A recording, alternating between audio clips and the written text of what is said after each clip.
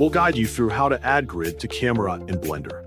Quick disclaimer, you need to follow this guide carefully, because skipping a step will affect your final result. If this guide helpful, don't forget to like and subscribe. First, tap to open Blender on your desktop. Once the program has launched, make sure that a camera is already included in your project.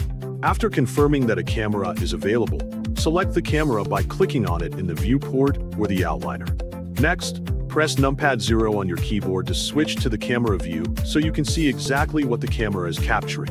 After entering the camera view, go to the side panel where the camera settings can be adjusted.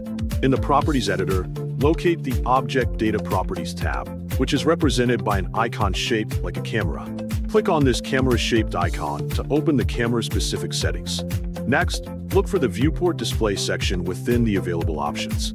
If the section is collapsed, click the arrow beside it to expand the menu and reveal additional settings.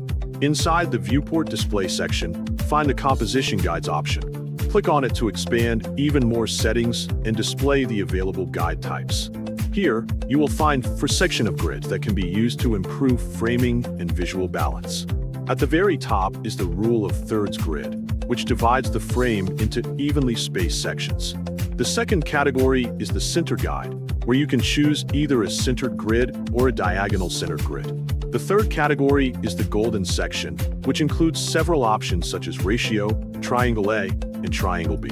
These guides are based on classic composition principles and can help create visually appealing layouts.